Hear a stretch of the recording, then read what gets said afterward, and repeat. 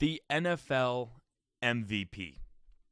One of the most sought-after things in the National Football League. Given to the best player in the league every single year, and usually it's to an offensive player, and usually it's to a quarterback. But this year has been way different. We are in the worst MVP race of all time. The odds are changing every single week as to who the MVP is. Last week, it was Jalen Hurts. Now, after Sunday, they say that Brock Purdy is the favorite to win the MVP. There are a lot of people saying that all these guys should get MVPs, but realistically, there are going to be 3 people that I think can win MVP, and that's it. I don't see anybody outside these 3 people. Maybe a 4th person, if he can will his team to the top seed. No one else, I think, has a shot. So let's get into it. The first person I can see winning the NFL MVP is Brock Purdy, and it's simply due to nothing else other than the fact that he is the quarterback of the best team in the National Football League. There was a lot of questions about who the best team was coming into this Sunday, but as you can tell from this score right here, that was settled convincingly. 42-19 on an away game. Brock Purdy threw for 314 and 4 touchdowns. Say what you want. Maybe he doesn't throw the ball down the field as much. He has the stats. He is the captain, the quarterback of the best team in the National Football League. That person will always be put in MVP contention. Number 2 is Tyreek Hill. He is on pace to break the NFL single-season reception yards record, and if he does that, he will be in the MVP conversation, much like Cooper Kupp was all the way back, and I think it was 2021 when he had the Triple Crown. However, Tyreek Hill is going to probably pass him in yards, and is probably also going to pass him in touchdowns. Receptions, not as much, but that's because he gets a reception and takes it for 78, 60 yards. He had 2 touchdowns yesterday of 60+. You don't see that often, and he is the reason why the AFC number 1 seed is the Miami Dolphins right now. The third person I can see winning the NFL MVP is Christian McCaffery, and in my opinion, I think that he is the third most likely just because he's on a team with Brock Purdy, and usually it's a quarterback award. It's going to go to the quarterback unless you're in a circumstance like I think the last non-quarterback to an MVP was Adrian Peterson in 2012, and that was because he ran the ball everywhere, didn't have a great quarterback, so they relied on him. The 49ers have so many weapons that it's just tough to give the ball only to Christian McCaffrey. They have Kittle. Deebo Samuel went for 3 touchdowns yesterday. But if you see right here, he's the rushing yards leader. He has 12 touchdowns on the ground, averages 5 a carry. It's pretty good stuff. But the thing is, as we all know about Christian McCaffrey, he doesn't just run the ball. He is also a receiving threat in the receiving game. This year, he has 51 receptions for 429 yards and 5 touchdowns, which brings his total all the way up to 17 touchdowns and just under 1,500 yards. Little bit less than Tyreek Hill, so that's why I kind of have Tyreek edging him. Not edging him. You guys know what I mean. The fourth guy I can see winning the MVP is Dak Prescott. And I know that's going to shock a lot of people. A lot of people hate Dak Prescott.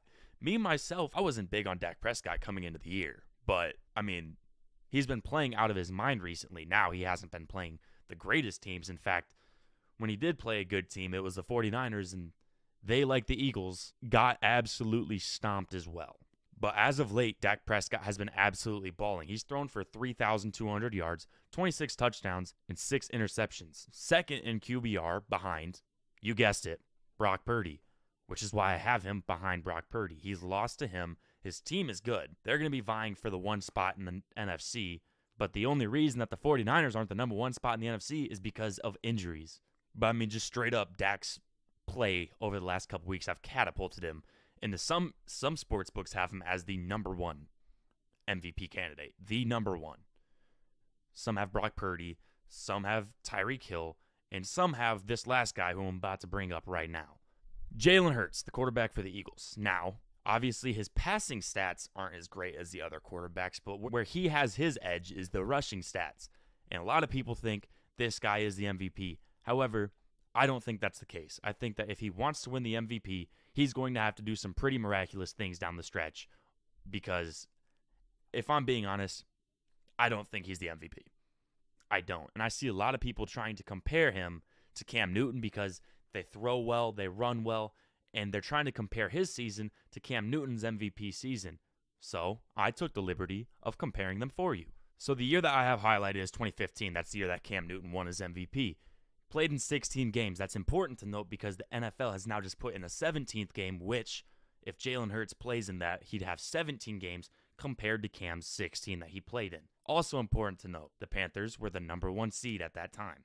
They were the best team in the league by everybody's standard. The Eagles, not so much. They're not even the number 1 in their conference. He threw for 3,800 yards. Actually, a little over 3,800 yards, 35 touchdowns, 10 picks. Now, let's go back to Jalen Hurts' stats this season. So far, he's played in 12 games.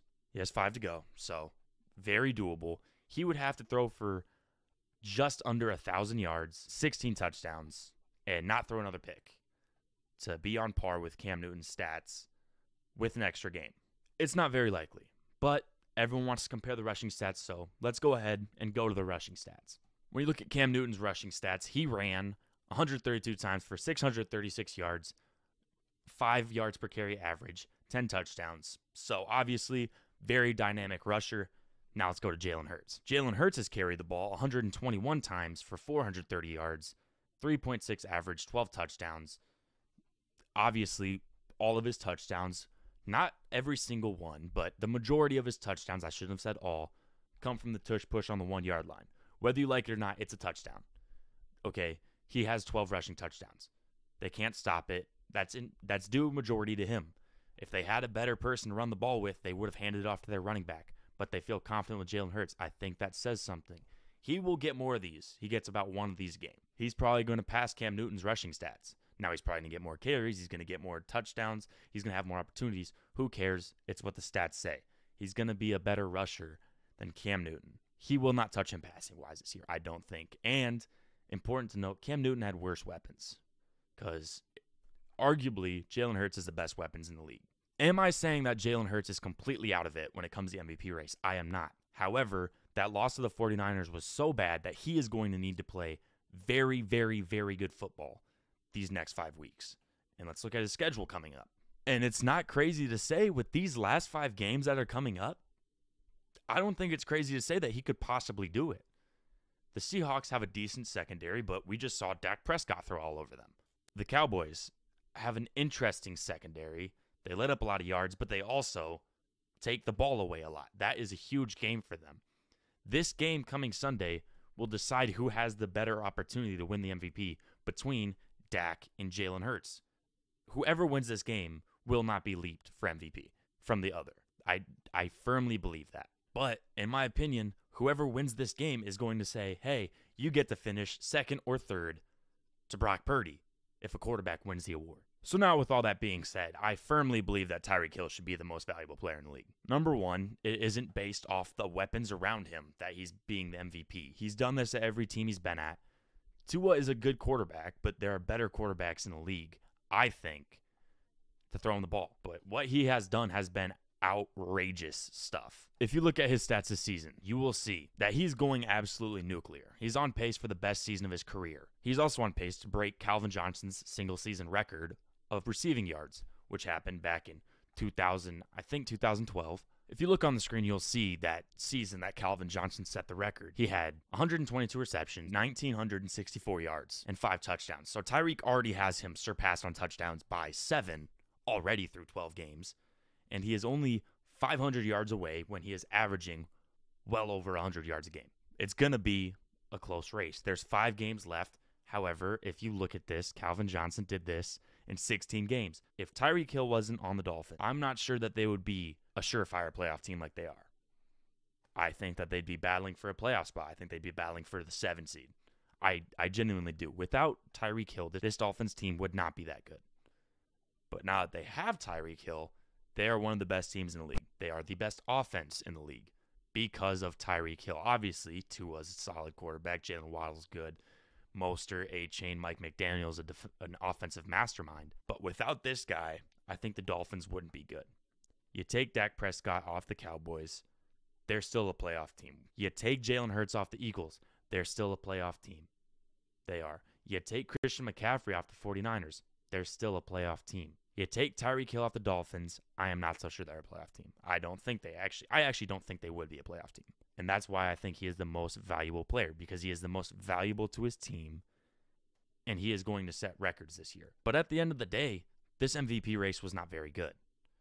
So to see it go to someone that isn't a quarterback would be pretty refreshing. But like I said, if the 49ers win out, it's going to Brock Purdy. It shouldn't, but it's going to go to Brock Purdy, and then Tyreek Hill will have to settle for Offensive Player of the Year. Who knows? Is it fair? I don't know. So we've reached the end of the video. I know it's been a while since I last posted on YouTube. I finally now have the equipment to do so. As you can tell, my audio is actually decent. I'm pumped about that. I have a lot of stuff coming out. I'm going to be posting on YouTube a lot more now. That's going to be my primary platform that I post on. I have a lot of stuff in the vault regarding Madden, regarding 2K, and obviously I'm going to be making a lot of videos like this where I talk about things that are happening in both of the leagues, NFL and NBA. Thank you guys for sticking with me. I know it's been a while since I last posted on here, but that's all I got for you guys. Thank you guys for watching. Have a great day, and God bless.